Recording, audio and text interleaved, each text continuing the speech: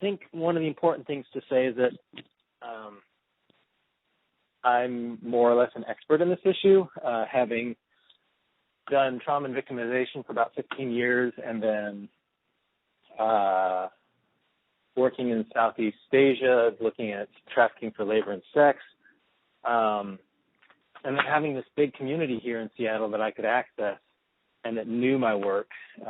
So in 2009, when I saw the city of Seattle was taking a different approach towards this issue, I started reestablishing those connections, writing grants, and in 2012, finally got the Alexia Foundation Women's Initiative Grant, which was $25,000, which is really not a lot of money. But that allowed me to commit the time for 6 months to start focusing on, building those connections for the story, looking for the subjects. And so that involved reaching out to the law enforcement folks who were doing this victim-centric approach and getting access, which took 3 months, and then reaching out to my social service connection and saying, I know that this is a difficult thing for you to help with, but this is my ideal scenario for a character. Do you have anybody that might fit that? And finding, they referred me to a family. And then I met Lisa through working with law enforcement. They arrested her, so that's how I ended up connecting with her. And then just spending time with her, being available, essentially living her lifestyle, her times, et cetera, and just going and hanging out in SeaTac and Tukwila and waiting for her, chasing text messages around. And then when she was available, just being there for as long as possible. So, it's that's kind of part of the reporting, getting the access, doing the research, being an expert in it.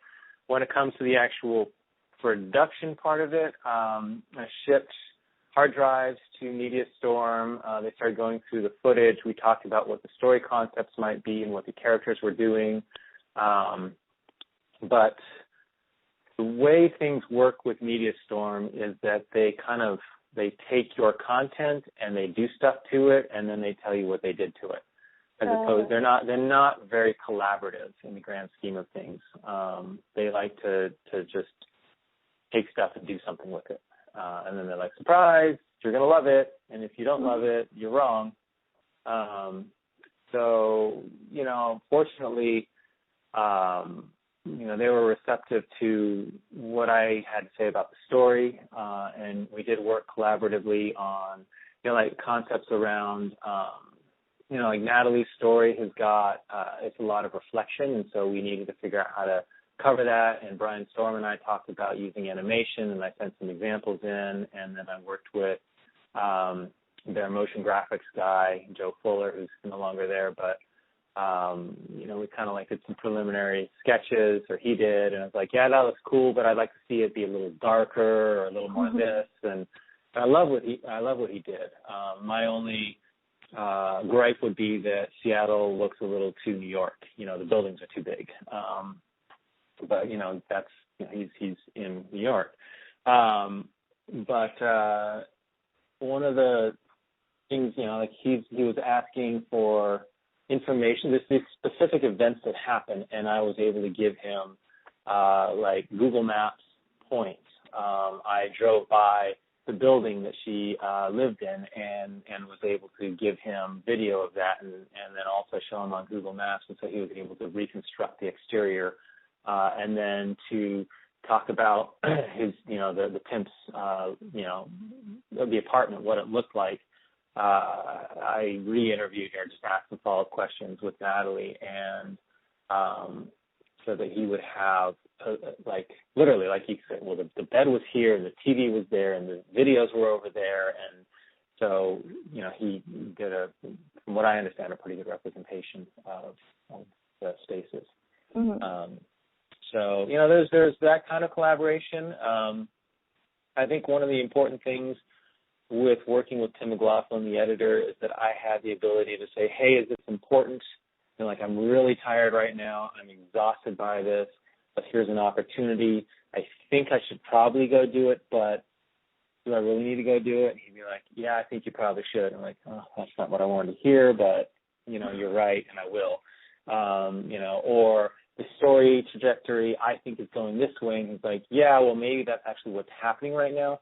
But to add that to the story that we're telling is going to dilute that story. So we need to keep things trim. Like one of the things I think about reporting is that our job as journalists is to amass all of this data and to sift through it and to find the pertinent points and assemble those into a piece and then present that to the public. We're refining all that raw content and creating a story out of it. So that's kind of what we did jointly. Behind me, but it was all on me. No. I had a second cinematographer for six of the 52 days of actual filming that I have on my hard drive. And I easily spent 150 days doing all the research and relationship building and just going out and being out there, and not necessarily filming anything. Yeah, I guess I did. I care about Lisa and Natalie, and I care about all of them. They're important people, and they played a significant role in my life. But you need to. Here I am. I'm working with these different. I'm working with people who are kind of at cross purposes. It's like, working with cops, and yet I'm also hanging out in a crack den. So you kind of got to be like, you got to let people know that you're doing that and that you have boundaries and you're only going to talk about certain things. And so you gotta keep those barriers. And in that, I think you end up, you compartmentalize, and it's easier to do that while you're working than it is to hold it afterwards. And I think that for me was one of the cruxes was, during the filming, you're able to keep your stuff together, but then afterwards you sort of realize what you just did. I didn't really cry until I saw the first cut of the film. A day in my life is sitting in front of the computer. Very, very seriously, very little of the work that goes into journalism is actually out in the field doing it. It's a lot of relationships and research, and if you're freelancing, you have to run the rest. You have to run a business, so you're doing all this other stuff, and not a whole lot of it is actually journalism.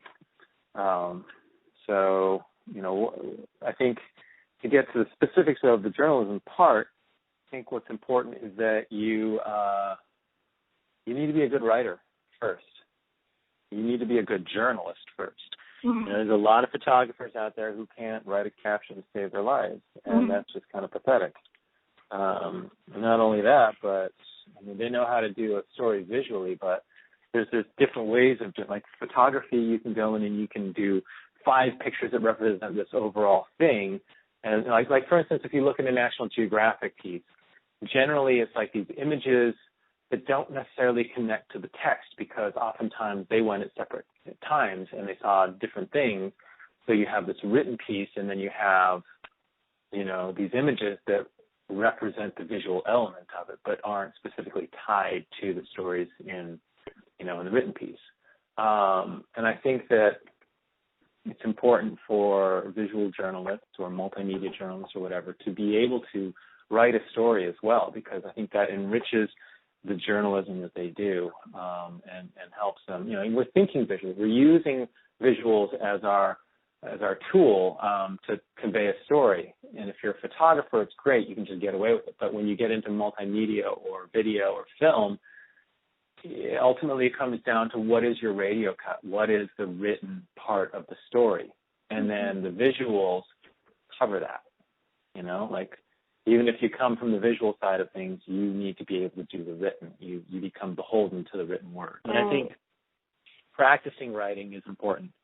It really is. To be able to write is Well, yeah, I mean, it's exercise. You gotta just practice it. Yeah, I wouldn't have spent all my own money on it. I think I would have found other money. $25,000 doesn't go very far. It got me halfway through the filming, and at that point, everything was, I had a lot of access. And are you going to walk away from something like that? No. If you're a good journalist, you're going to keep at it. But then that means I ended up spending my savings and then going into credit card debt, which I didn't want to do. But I did it just because I was committed to the story. So I would probably be better financially about it. I would, treat it, if I knew it was going to be a film, which we didn't know at the beginning, I probably would have done more of a theatrical film or documentary film process, On the other hand, we did it for a really small budget with a lot of sweat equity and came out with an amazing piece that I don't think is really commercially viable, but is, it's raw journalism, and it's authentic, and it's real life, and everybody who knows what this life looks like says this is bona fide, this is the real deal. And for me, that matters a lot because that's what I was trying to do, is convey these people's lives. Yeah. So, I mean, I guess all that stems from I would rather not have spent all my money on it. Right. But at the same time, by doing it independently, I was able to stay more true to the story. The biggest takeaway for me is that I can do it. I've proven to myself that I can do something like this. And that's really important when you walk into a new project. It gives you confidence and experience. And not only that, but I've been able to take this film and actually do something with it, not just say, hey, yeah, here's my piece. I won some awards. Sweet, I'm cool. It's like, here's the piece. And it's actually creating change. People are using it to do something. And that to me is important. Don't fuck around with Final Cut 10. Use Premiere. The other thing I think is to know your social media platforms too, and how to use those to communicate. I think that's important. You're going to need passion to help you get through the suffering, and you have to be convicted and confident even when you doubt yourself. I think building relationships, like you reaching out to me, for instance, I think building relationships like that and being able to, just and reach out on the socials and go to some workshops.